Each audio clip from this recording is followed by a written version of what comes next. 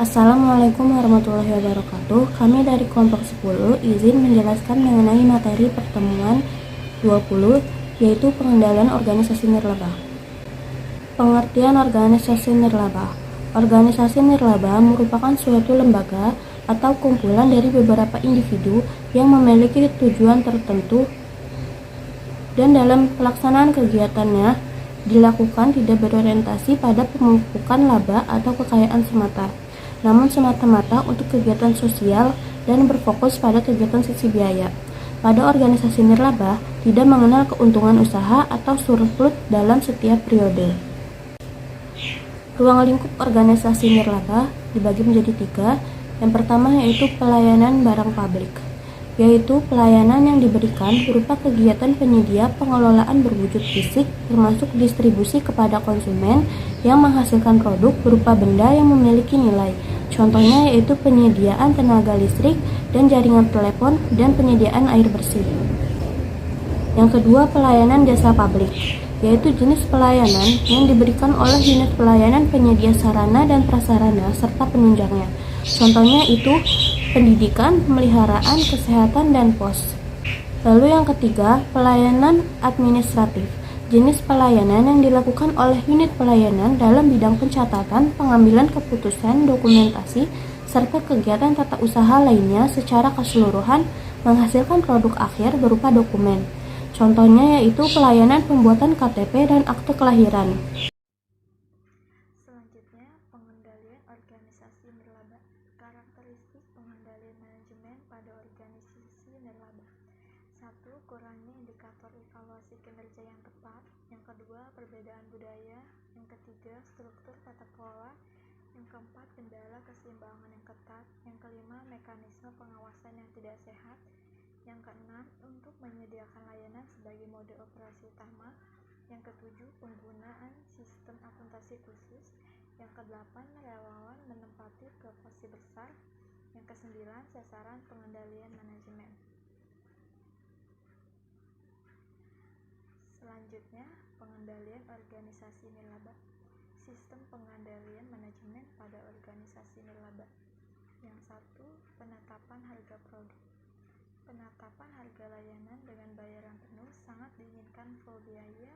Harga merupakan jumlah dari bayaran langsung, bayaran tidak langsung, serta tunjangan kecil buat meningkatkan ekuitas organisasi. Penetapan harga kegiatan referral gaji berbasis pasar. Selanjutnya yang kedua, perencanaan strategis serta persiapan anggaran.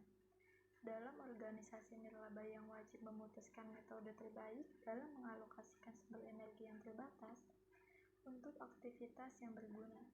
Perencanaan strategis merupakan proses yang lebih berarti serta lebih memakan waktu. Selanjutnya yang ketiga itu pembedahan serta evaluasi. Dalam organisasi nirlaba tidak terdapat metode buat mengenali betapa bayaran pembedahan yang maksimal. Oleh sebab itu, manajer pusat pertanggungjawaban cenderung membelanjakan apa juga yang dibolehkan dalam anggaran, walaupun jumlahnya lebih besar dari yang dibutuhkan. Selanjutnya itu ada objek pengendalian manajemen dalam organisasi. Yang pertama itu ada karyawan, yang kedua itu kegiatan, yang ketiga itu keputusan panitia tata usaha. Selanjutnya ada pengendalian organisasi nirlaba. Prosedur dan sarana pengendalian manajemen dalam organisasi nirlaba. Yang satu itu tujuan organisasi. Tujuannya adalah penjelasan misi dan alasan mengapa investor menyediakan uang untuk organisasi nirlaba. Menentukan tujuan organisasi adalah mengubah misi organisasi dari konsep abstrak menjadi deskripsi rinci.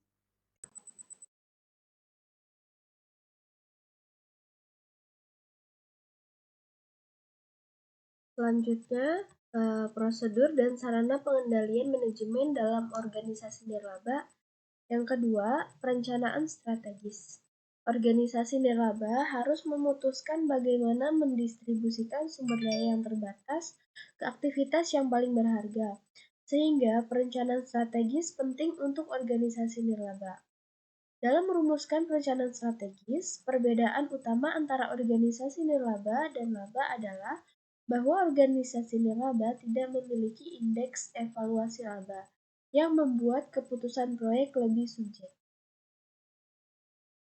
Yang ketiga, yaitu standar kontrol. Meskipun organisasi nirlaba tidak untuk bertujuan keuntungan, mereka juga dapat mengadopsi indikator keuangan sebagai standar kontrol. Kontrol organisasi nirlaba tidak dapat sepenuhnya bergantung pada kriteria keuangan. Standar profesional juga penting. Selanjutnya, penilaian kinerja. Meskipun kurangnya metrik kinerja yang memuaskan, kuantitatif, dan komprehensif membatasi penilaian kinerja organisasi nirlaba, penilaian kinerja masih tetap diperlukan. Evaluasi organisasi nirlaba. Yang pertama, penilaian bertujuan untuk mempromosikan tanggung jawab organisasi nirlaba dan untuk meningkatkan kredibilitas sosial. Yang kedua, evaluasi misi dan perencanaan strategis bertujuan untuk memperjelas arah dan strategi pembangunan. Yang ketiga, evaluasi proyek bertujuan untuk meningkatkan efisiensi dan kualitas layanan. Yang keempat, penilaian kapabilitas bertujuan untuk meningkatkan kemampuan organisasi nirlaba untuk menyelesaikan misi. Selanjutnya, membangun sistem promosi internal. Dibandingkan dengan organisasi laba, pengelolaan organisasi nirlaba lebih sulit. Kinerjanya tidak mudah diukur dan didistribusi pendapat tidak dapat digunakan untuk bisnis. Jadi, untuk menarik personel manajemen yang sangat baik dan mendorong manajer untuk bekerja keras untuk tujuan organisasi. Organisasi nirlaba harus memberi karyawan remunerasi yang kompetitif. Sekian presentasi dari kami. Mohon maaf kurang lebihnya. Wassalamualaikum warahmatullahi wabarakatuh.